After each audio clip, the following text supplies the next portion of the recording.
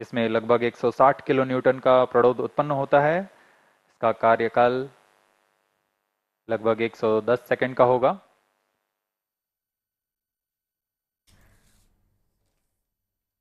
ஸ்ரீஹரிகோட்டா ஏவுதள மையத்தில் இருந்து தற்போது வெற்றிகரமாக விண்ணில் செலுத்தப்படக்கூடிய EOS-08 என்ற செயற்கைக்கோள் இன்னும் சற்று நேரத்தில் பூமியினுடைய தாழ்வட்ட பாதையில் நிலைநிறுத்தப்பட இருக்கிறது. இது பற்றிய தகவல்களை நம்மோடு பகிர்ந்து கொள்வதற்காக இஸ்ரோவின் முன்னாள் விஞ்ஞானி திரு நெல்லை முத்து அவர்கள் நம்முடன் இணைகிறார். வணக்கம் சார். தற்போது SSLV ராக்கெட் மூலமாக வெற்றிகரமாக விண்ணில் ஏவப்பட்டு இருக்கக்கூடிய இந்த செயற்கைக்கோளுடைய சிறப்பு அம்சங்கள் என்னென்னவாக இருக்கிறது, அது பற்றிய உங்களுடைய தகவல்கள். உள்ளபடியே இந்தியாவை பொறுத்தமட்டில் ஒரு தனியார் அமைப்பு சார்ந்து நியூ ஸ்பேஸ் இந்தியா லிமிடெட் என்கின்ற ஒரு அமைப்பின் கீழ் அனுப்பக்கூடிய ஒரு மூன்றாவது பயணமாக இது அமைகின்றது.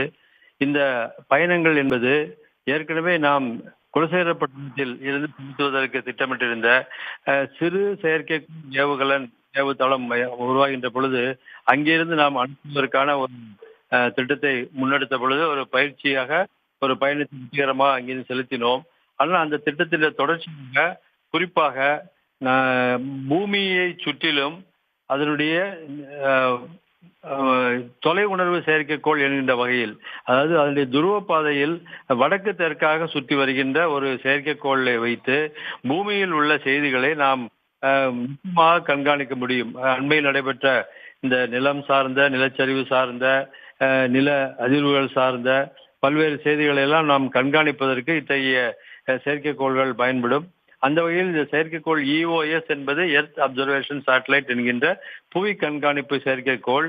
அதனுடைய துருவ பாதையில் ஏறத்தாழ 475 கிலோமீட்டர் ஒரு வட்ட பாதையில் பூமியை சுற்றி வரும். இது சாதாரணமாக தகவல் தொடர்பு செயற்கைக்கோள் என்பதை பூமியுடைய நிலநடுக்கோட்டு பகுதியில் அதன் இடுப்பு பகுதியில் சுற்றி வருவதாக அமையும். ஆனால் இது வடக்கு தெற்காக சுற்றி வருகின்ற ஒரு செயற்கைக்கோள். இதனுடைய செயற்கைக்கோளுக்கு செயல்பாட்டிற்கு தேவையான சூரிய வெளிச்சம் என்பது அதன் முழுமையாக கிடைக்கின்றபடியும் அந்த சூரிய கதிர்கள் ஒரு குறிப்பிட்ட சாய்மானத்தில் இந்த பூமியில் விழுகின்ற பொழுது ஒரே தல நேரத்தில் அந்த இந்தியாவின் நிலப்பரப்பை சில நாட்கள் படப்பதிவு செய்து அதை தொகுத்து பார்க்கின்ற பொழுது அதனுடைய முழுமையும் ஒரு குறிப்பிட்ட வெயில் வெளிச்சத்தில் அந்த இடத்தினுடைய பதிவை நாம் பதிவு செய்ய முடியும். இது உள்ளபடியே நாம் ஏற்கனவே குறிப்பிட்டதை போல பூமியை கண்காணிப்பதற்கான ஒரு முக்கிய செயற்கைக்கோள் என்ற வகையில் இதனுடைய பயன்பாடு அமைகின்றது. அது மட்டுமல்ல, இதனுடன் வைத்து அனுப்பப்படுகின்ற ஒரு 200 கிராம் எடை கொண்ட உற்சாகத்திற்காக மாணவர்களுக்காக ஒரு உற்பத்தி செய்யப்படக்கூடிய ஒரு குட்டி செயற்கைக்கோள் கிட்சாட் என்ற ஒரு செயற்கைக்கோளும் இதில் வைத்து அனுப்பப்பட்டிருக்கின்றது. இந்த செயற்கைக்கோள் என்பது மாணவர்களுடைய தங்கள் செயல்திறத்தை காட்டுவதற்கான ஒரு திட்டமாக அமைகின்றது. என்றாலும் இதனுடைய EOS-8 என்பதுதான் இதனுடைய முதன்மையான செயற்கைக்கோள்.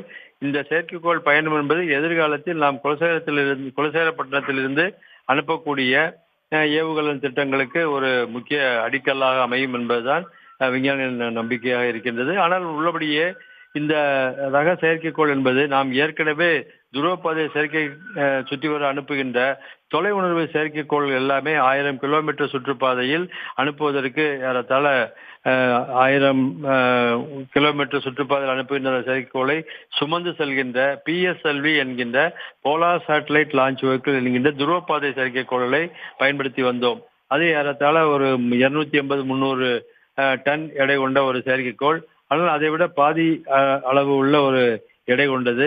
அது மட்டுமல்ல, இந்த குறிப்பிட்ட செயற்கைக்கோளை தொகுப்பதற்கு நீண்ட நாட்கள் எடுக்காது. இது PSLV, GSLV போன்ற அந்த வழக்கமான கனரக செயற்கைக்கோள்களை நாம் தொகுத்து முழு நிலையில் உருவாக்கி தயார்படுத்துவதற்கு ஏறத்தாழ 2-3 மாதங்கள் ஆகும்.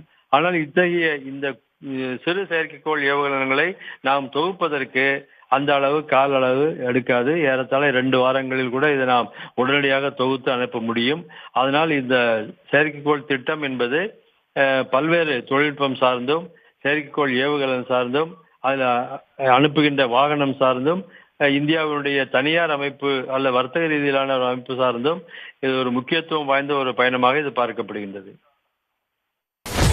சன் நியூஸ் வாட்ஸ்அப் சேனலை ஃபாலோ செய்யுங்கள். QR கோடை ஸ்கேன் செய்து சன் நியூஸோடு இணைந்திருங்கள்.